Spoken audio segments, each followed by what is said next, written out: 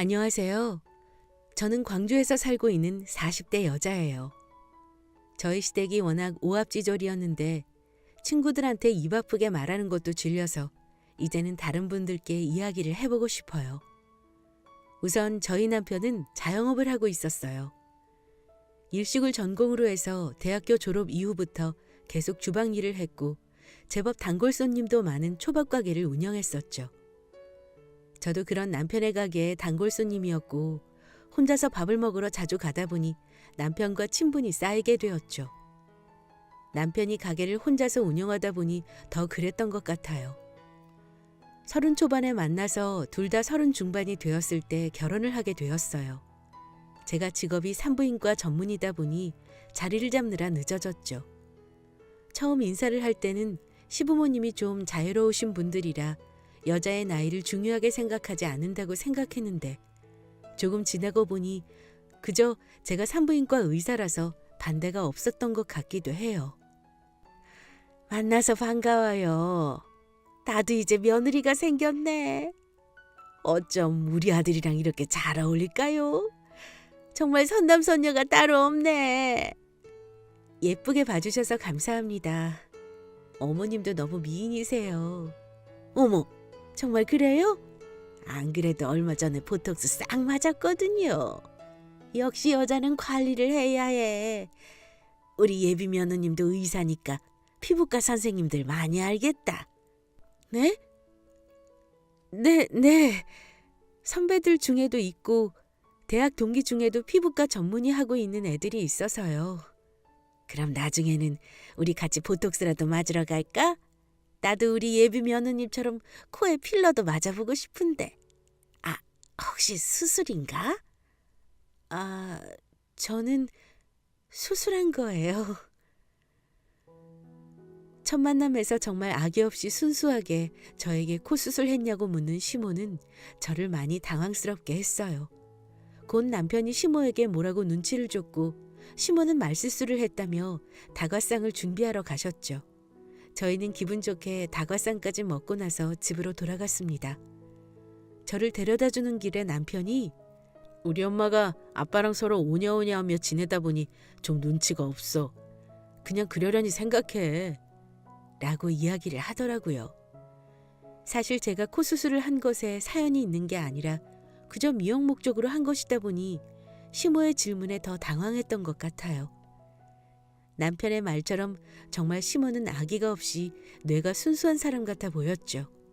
문제는 시모뿐만이 아니라 시부도 예전에 사업을 해서 돈이 많았었다고 해서 경제관념이 좀 없었습니다. 물건도 덜컥덜컥 사시고 그래서 저희 신혼집에도 거금을 주셨죠. 저희는 덕분에 돈 걱정 없이 결혼을 하게 되었어요. 처음에는 시부가 그만큼 여유가 있는 줄 알았는데 지나고 보니 그것도 아니더라고요. 남편은 시부가 집을 해주셨으니 우리는 그냥 그 집에 들어가서 잘 살면 된다고 했고 저도 별달리 걱정 없이 시댁에 예물 예단을 주고 잘 갖춰 결혼했습니다. 이제 30 중반이라는 나이로 갖출 것 다 갖추고 남들이 부러워하는 호텔에서 결혼식도 하고 나니 정말 저희 앞날은 걱정될 것이 없다고 생각했습니다. 그런데 결혼 후 채 2달도 지나지 않아서 제 속을 뒤집어 놓을 말도 안 되는 사건이 생기게 되었어요. 남편이 원래 깔끔한 성격인 것은 알고 있었기 때문에 신혼집에서도 청소는 남편이 했습니다. 제가 나름대로 깨끗하게 청소기와 물걸레질을 해도 남편의 마음에 들지 않아서 꼭 한 번씩 더 청소를 했고 저에게 머리카락이 빠진다며 늘 집에서 머리를 묶고 있게 시켰어요. 그런 것들은 남편이 나서서 하기도 하고 제가 배려해서 맞춰가면 되는 부분이다 보니 불편해도 참고 지냈어요. 남편이 샤워를 하면 꼭 1시간 이상씩 하는데 그날따라 제가 배가 너무 아팠고 남편에게 좀 빨리 씻어달라고 이야기를 했어요. 그래서 원래 1시간씩 씻던 남편이 그날은 40분 정도 샤워를 했고 저는 화장실로 급히 들어가서 볼일을 보고 나왔어요. 그런데 남편은 다시 샤워를 하러 가서는 1시간이 넘도록 씻는 게 아니겠어요? 워낙 깨끗한 사람이니 내심 덜 씻고 나와서 찝찝한가 보다 생각을 하고 침대에 누워 있었는데 씻고 나온 남편이 갑작스럽게 저에게 화를 내기 시작했어요. 화장실이 그렇게 급하면 밖에 가서 경비실 화장실을 쓰면 되지. 꼭 그렇게 해야 해? 뭐?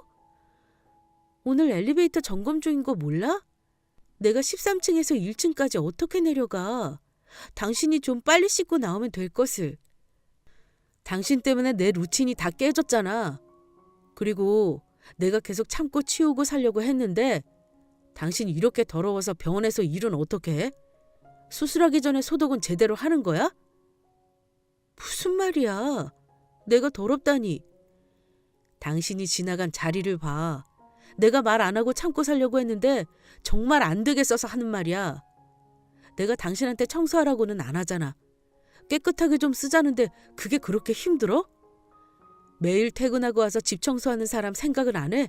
입고 온 옷은 무조건 현관에 다 벗어서 들어오라고 했는데 꼭 그렇게 작은 방까지 더러운 걸 옮기잖아.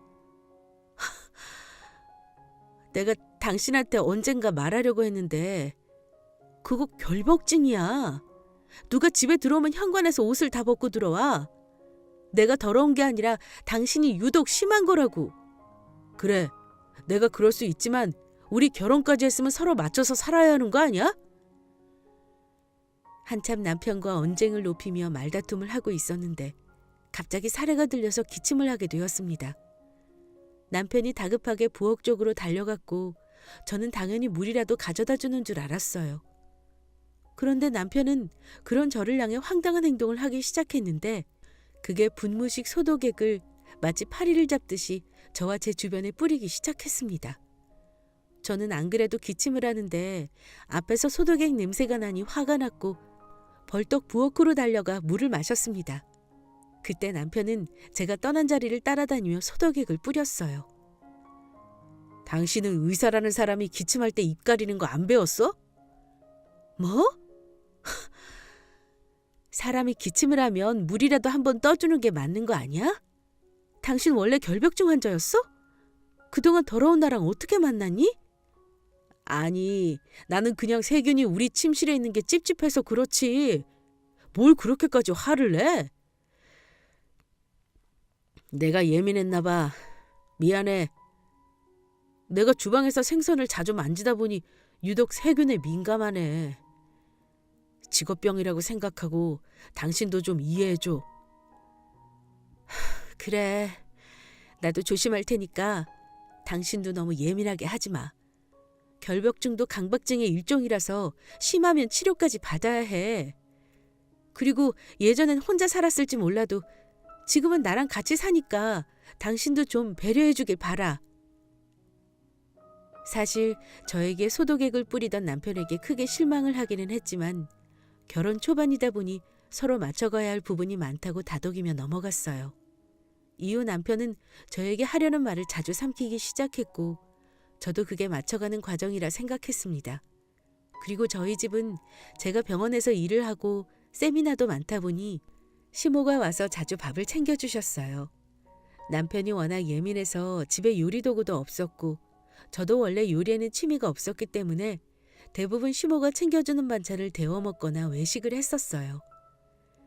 누가 해달라고 한 건 아니지만 시모는 며느리 바쁘고 아들은 매일 주방에서 일을 하니까 나라도 챙겨줘야지 라고 이야기를 했었고 저도 그런 시모가 감사해서 용돈을 자주 챙겨드렸습니다. 주말이면 시부모를 데리고 가서 식사도 자주 대접을 했고요.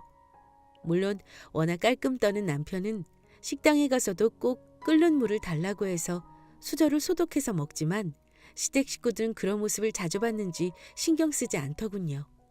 여보, 우리 애들이랑 이렇게 나오니까 좋은데 온 김에 백화점 들러서 애들 옷이나 좀 사줄까? 그럴까? 그래. 우리 며느리랑 아들 옷 좀 사주자.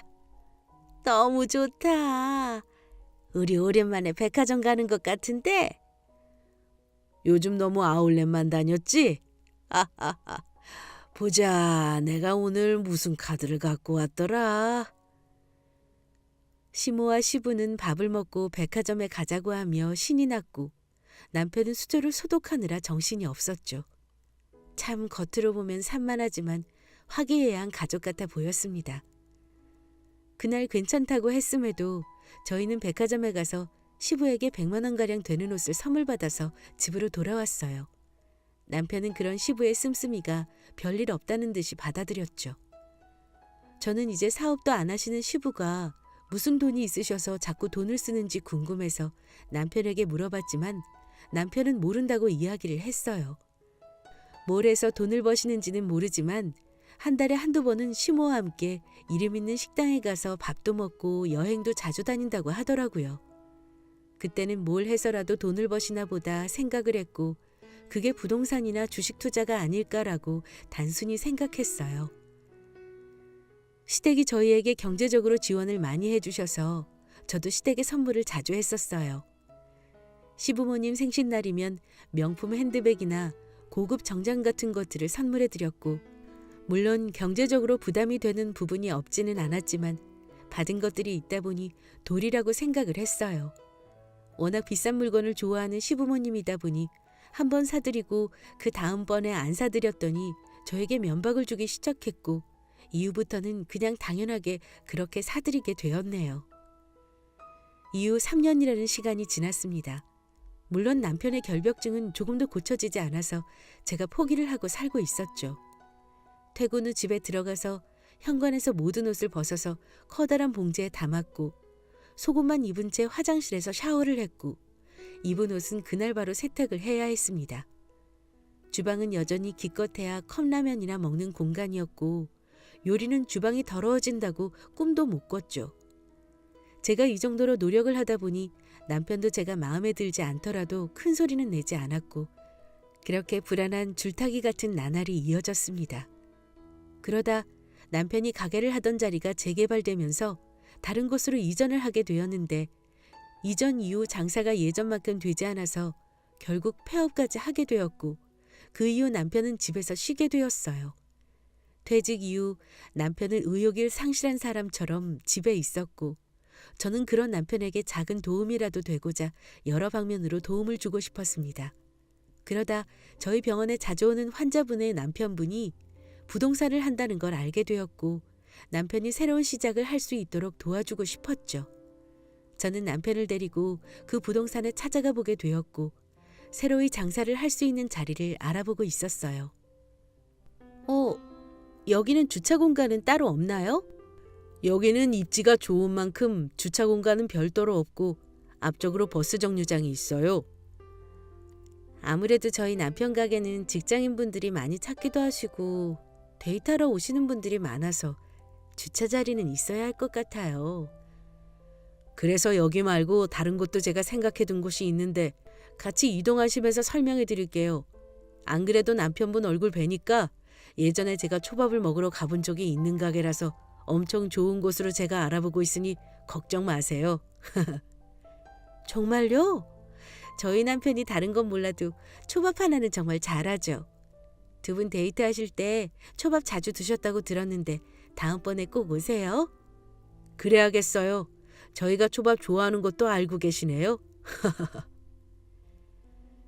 환자분의 남편은 사람 좋게 저희에게 몇 군데를 더 소개해줬고 기분 좋게 남편과 집으로 돌아왔는데 그날 밤 정말 생각지도 못한 일이 발생하게 되었죠. 남편은 맥주를 한 캔 갖고 와서 원샷을 하고는 저와 그 환자분의 남편의 관계에 대해 추궁하기 시작했습니다.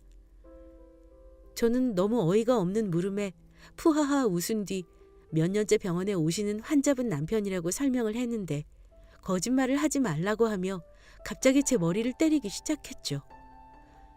처음에는 귀여운 질투쯤으로 생각을 했는데 남편은 저에게 손찌검을 했고 저는 그제야 보통 일이 아니라는 생각에 다급하게 해명했습니다. 왜 이래 여보? 정말 환자분 남편이야. 나는 오늘 처음 보는 사이라고. 거짓말하지 마. 그럼 예전에 내 가게는 어떻게 와봤다는 거야? 그리고 왜 자꾸 실실거리면서 웃고 있어? 그럼 환자분 남편한테 화라도 낼까? 당신 가게 좋은 자리로 알아봐주는 사람이잖아. 내가 예전부터 당신 남자들만 보면 실실거리고 다니는 거 마음에 안 들었는데 이제야 내가 왜 그런 생각이 들었는지 알겠네. 뭐? 말이 되는 소리를 해. 내가 남자들만 보면 실실거린다니. 환자분들이 남편이랑 병원 같이 오는데 그럼 화를 내? 내가 언제 실실거렸다는 거야? 환자들한테만 하는 말이 아니잖아. 당신 우리 부모님이랑 밥을 먹으러 가도 직원들 보고 실실거리고 웃고 내가 수저 소독하고 있으면 한숨 쉬는 거 모를 줄 알아? 남자가 그렇게 좋아? 당신 요즘 세미나도 많던데 정말 바람이라도 피우고 있는 거 아니야? 말도 안 되죠. 말도 안 되는 소리지만 남편의 폭력 앞에서 저는 미안하다며 그 상황을 모면하려 빌고 있었습니다. 남편은 가게를 폐업하고 난 이후 7개월 정도 집에서 쉬기만 했는데 의심이 많이 늘었고 의처증까지 생겨서 저를 못살게 괴롭혔거든요. 결국 환자분의 남편과 제 관계를 의심해서 그 부동산도 믿을 수 없다고 했죠. 남편은 본인이 다시 일을 시작하면 제가 다른 남자를 만날 것 같다고 하며 일도 구하지 않은 채 저의 출퇴근을 차로 시켜주면서 저에게 집착을 했습니다. 그런 남편의 모습이 힘이 들어서 시댁에 이야기를 해보기도 했어요. 어찌되었든 시부모님만큼 남편을 잘 아는 사람은 없다고 생각을 했으니까요. 어머님, 남편이 요즘 저를 따라다니고 일도 할 생각을 안 해요. 걔가? 걔가 왜 그런다니? 어머, 내가 너무 좋아서 그런 거 아니야? 그런 게 아니라 제가 다른 남자라도 있는 것 같다고 의심하면서 쫓아다니고 제가 자고 있으면 휴대폰도 매일같이 훔쳐봐요. 그럼 얘가 그럴 만한 행동을 하고 다닌 건 아니고? 걔가 그럴 애가 아닌데 너한테만 왜 그런데? 너 혹시 내 아들 지금 일 안 한다고 무시하고 그런 거 아니지? 제가 그럴 리 없잖아요. 어머님도 제가 남편한테 얼마나 살뜰히하고 결벽증 있는 것도 양보해서 살고 있는 것 아시잖아요. 결벽증? 양보? 부부면 당연히 이해하고 사는 거지 무슨 말을 그렇게 하니? 아무튼 내 아들은 그럴 사람 아니니까 얘가 결백하다면 전혀 문제가 될 것 없어 보이는구나. 시댁은 철저하게 남편의 편이었고 제가 고민 상담을 한 순간부터 마치 제가 남자라도 숨겨둔 사람처럼 시댁 식구들도 남편의 편을 들기 시작했어요. 늦은 나이에 결혼을 했다 보니 저는 제 가정을 지키고 싶었고 몇 달을 남편이 바라는 대로 휴대폰도 보여주고 약속이 있는 날이면 남편이 데려다주고 데리러 왔어요. 다른 지인들은 남편이 픽업도 해주니 참 가정적이고 다정하다고 했지만 저는 그런 모습이 모두 저를 믿지 못해서 하는 행동이라는 걸 알고 있었습니다. 그렇게 1년이 지났고 남편은 이제 아예 돈을 벌 생각조차 없어 보였고 저는 그런 남편에게 참다 화를 냈습니다. 당신 언제까지 이렇게 나만 쫓아다닐 거야? 일은 안 할 거야? 내가 일하러 가면 당신 무슨 짓 하려고? 당신 혼자 벌어도 충분히 생활이 가능한데 굳이 나까지 일을 해야 해? 그러면서 돈은 왜 이렇게 쓰는 건데? 그냥 일하기 싫어서 그런 거 아니고? 당신이 최근 몇 달 동안 쓴 카드값만 1,000만 원이 넘어. 우리가 무슨 재벌이야? 이렇게 쓰면 우리 돈은 못 모은다고. 이 집 우리 아버지가 해준 건데 그 돈이 아까워? 내 카드값 내주는 거 생색내는 건 좀 아니지 않아? 이런 걸로 대화 주제 바꾸려 하지 마. 그렇게 못 믿으면서 왜 같이 사는 건데? 저는 너무 화가 나서 옆에 있던 남편의 가방을 집어던졌고 그 안에서는 보고도 믿기 힘든 소름 끼치는 물건들이 후두둑하고 떨어졌고 남편은 다급하게 그 물건들을 주우려 했습니다. 그 안에서 나온 건 제 차의 블랙박스 카드와 제가 자주 가는 카페 남자 직원과 대화를 하는 모습, 그리고 밥을 시켜 먹고 배달 기사님께 카드를 내미는 모습, 병원 남자 직원과 커피를 먹는 모습들이 있었죠. 너무 소름이 돋아서 그 사진들을 빠르게 주웠고 남편은 마치 걸리면 안 될 걸 걸렸다는 듯이 뒷머리를 극적였죠. 이게 뭐야? 당신 그동안 나 쫓아다녔어? 아니, 이날은 당신 시부모님 모시고 부산에 다녀온 날이잖아. 당신 심부름 센터 같은 거 고용했어? 나 미행하려고? 그게 아니라 그래. 우리 엄마도 당신이 이상하다고 해서 아예 하루 외박하고 당신 지켜본 거야. 그래서 별일 없으면 된 거잖아. 당신이 떳떳하면 이런 일 있어도 당신 전혀 상관없잖아. 저는 그 말을 듣고 더는 참을 수 없어서 남편의 뺨을 있는 힘껏 때렸고 무슨 사진이 있을 줄 모르는 남편의 휴대폰을 변기통에 집어던져 버렸죠. 대충 급한 대로 짐을 싸서 근처에 사는 직장 동료의 집으로 갔습니다. 결혼을 하고 나니 딱히 갈 만한 친구 집도 없더라고요. 전부 결혼해서 살고 있으니 갈 수 없었고 그래서 친한 간호사 동생네 집으로 가서 그날 밤이 새도록 펑펑 울었고 다음 날 저는 더 이상 남편과 살 수 없다고 다짐했습니다. 변호사 사무실에서 이혼에 대해 상담을 진행했고 이혼 소송까지 가게 되었습니다. 다행히도 남편이 그동안 제 뒤에서 몰래 찍은 사진들을 챙겨 나왔기 때문에 갖고 있었고 남편과의 카톡 내용에도 남편의 결벽증이 극에 달해서 사진들을 보내고 먼지를 치우라는 둥 집에서 음식을 하지 말라는 둥 하는 말도 안 되는 내용들이 많아서 낼 수 있는 모든 걸 변호사님께 제출했죠. 제가 외박을 해버리니 남편은 거의 반쯤 미친 사람처럼 공중전화에서 저에게 전화를 했고 친한 동생네 집에서 한동안 있겠다고 했더니 욕을 하며 역시 남자가 있었냐며 믿을 수 없는 태도를 보였습니다. 그때 아무것도 모르는 시몬은 저에게 전화가 와서 차를 사달라고 하는데 그때 시댁을 발칵 뒤집어 버릴 아주 좋은 생각이 들었고 곧 행동으로 옮겼습니다. 다음 날 저는 바로 시모를 만났고 여느 때와 똑같이 밝게 웃으며 갔어요. 어머님, 잘 지내셨죠? 어제 전화하신 것 때문에요. 그래. 나 장롱 면허 좀 벗어나 보려 하는데 이번에 사온 신형 그랜저가 너무 예쁘던데 그거 하나 사주라. 그렇죠? 운전하시려면 차가 있어야죠. 말 나온 김에 오늘 보러 갈까요? 안 그래도 얼마나 어머님이 갖고 싶으면 저한테 전화를 하셨을까 생각했거든요. 미리 알아봐둔 곳이 있어요. 역시 우리 의사 며느리가 최고다. 그럼요. 어제 말씀하신 대로 차 색상은 흰색이면 되는 거죠? 그래. 빨리 보러 가자. 저는 시모를 데리고 중고차 상사에 갔고 곧 신형 그랜저 흰색 차량을 찾을 수 있었습니다. 차값은 보지도 않고 시모는 바로 운전석에 앉아보고는 저에게 이 차가 마음에 든다며 손짓을 하더라고요. 그 모습이 너무 웃겨서 실소가 나올 뻔했지만 참고는 시모에게 서리봉투와 한 장의 카드를 쥐어줬어요. 어머님 차니까 그래도 어머님이 긁어보는 게 더 의미 있지 않겠어요? 제가 그동안 너무 어머님께 감사한 마음을 못 전한 것 같아요. 이제 이 카드 편히 쓰시면서 지내세요. 저한테 안 돌려주셔도 돼요. 시모는 카드를 받자마자 그 직원에게 가서 신나게 3,800만 원이나 되는 걸 긁어버렸습니다. 그리고 가족관계 서류와 남편의 신분증이 든 봉투를 직원에게 건네주고는 직원이 하는 말은 듣지도 않고 내내거리며 차를 구경했죠. 그리고는 곧장 드라이브 겸 백화점에 가야겠다며 가버렸어요. 그제서야 저는 배를 잡고 웃고 집으로 돌아왔습니다. 그리고 시모와 남편이 저에게 전화가 미친 듯이 오기 시작한 건 그 이후 일주일이나 지나서였습니다. 아마 연휴가 있어서 휴대폰을 바로 고칠 수 없었기 때문에 카드를 긁고 난 이후로도 문자를 확인할 수 없었던 것 같습니다.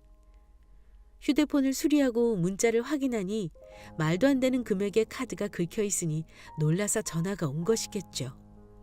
여보세요? 야, 이게 무슨 일이야? 이건 내 아들 카드니? 이제 하셨어요? 왜요? 제가 정말로 그 차를 사주는 줄 아셨어요? 결벽증에 의처증까지 있는 아버님 아들이랑 저 이혼 소송 중이에요.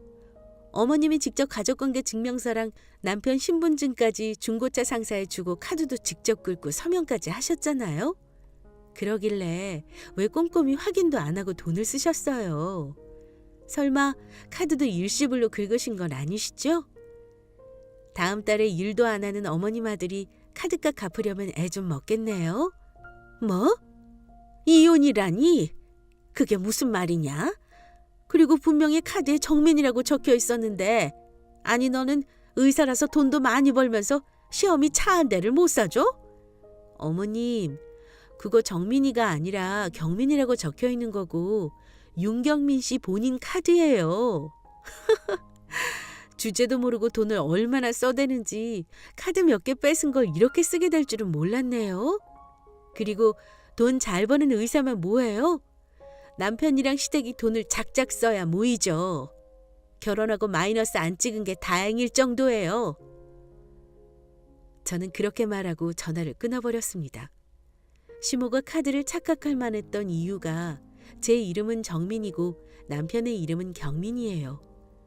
이게 글씨를 날려서 쓰다 보면 이름이 비슷하게 보이기도 하다 보니 시모는 카드를 보고서도 제 카드라고 생각을 했나 봐요. 그리고 저는 남편과 이혼을 했는데 이혼을 하고 나서가 더 대박이었어요. 제가 처음에 시댁이 오합지졸이라고 말씀드렸죠? 시모가 산 차의 대금을 얼마 뒤 시부가 현금으로 갚았다고 건너서 듣기는 했어요. 시부가 어떻게 해결을 해줬다고 하니 저는 개인적으로 시모와 남편에게 한 방을 날리지 못해서 아쉬웠는데 그 이후 남편에게 온 전화가 정말 배꼽이 빠지게 웃겼어요. 여보, 혹시 7천만 원 정도만 빌려줄 수 없어? 당신 제정신이야? 우리 이혼한 거 잊었어? 내가 일도 안 하는 당신한테 왜 돈을 빌려줘? 이게 다 당신 때문이니까 그렇잖아. 당신이 엄마한테 사준 차값을 아버지가 집 담보 대출로 갚았는데 그 돈을 못 갚아서 지금 압류 들어가게 생겼어. 한 번만 도와줘. 뭐? 아버님 재산 많으신 거 아니었어? 씀씀이도 크신데 그 돈 때문에 압류라는 게 말이 돼? 아버지가 사실은 다 대출로 생활을 하고 있으셨더라고. 집을 담보로 잡고. 내가 지금 그것 때문에 머리가 터질 것 같아. 우리 부모님이 그래도 당신 많이 챙겼잖아. 그러니까 좀 도와주면 안 돼? 이혼까지 했는데 그게 무슨 소용이야. 아버지 돈 믿고 설치더니 당신 씀씀이 보니 안 봐도 뻔하네. 빚이 얼마나 있는지 모르겠지만 버티지 말고 빨리 파산 신청이나 하는 게 나을 거야. 같이 살았던 사람으로서 하는 마지막 조언이야. 저는 전화를 끊고 얼마나 웃었는지 몰라요. 남편이 무슨 돈이라도 맡겨둔 것처럼 일만 생기면 시부에게 돈을 받아서 쓰곤 했었는데 그게 전부 집담보 대출이었다니. 시부가 예전에 사업을 하고 정리를 다 했음에도 씀씀이를 줄이지 못해 갖고 있던 재산들을 담보로 대출도 많이 했던 것 같더라고요. 곧 길바닥에 나앉을 시댁 식구들을 보니 얼마나 웃기던지. 그러길래 처음부터 제가 하자는 대로 다른 곳에 새로 장사나 시작하고 열심히 살았으면 될 것을 왜 사람을 못 믿고 괴롭혀서 이 사단을 만들었는지 이해가 안 되었죠. 지금은 이혼 후 몇 년이 흘러서 저는 화려한 싱글 인생을 살고 있습니다. 돈을 막 쓰는 사람도 없고 집에서 밥도 해먹고 귀찮으면 종종 설거지도 미루기도 해요. 이제야 집에 사람 사는 냄새도 나는 것 같고 저를 위해 취미생활도 할 수 있어서 좋더라고요.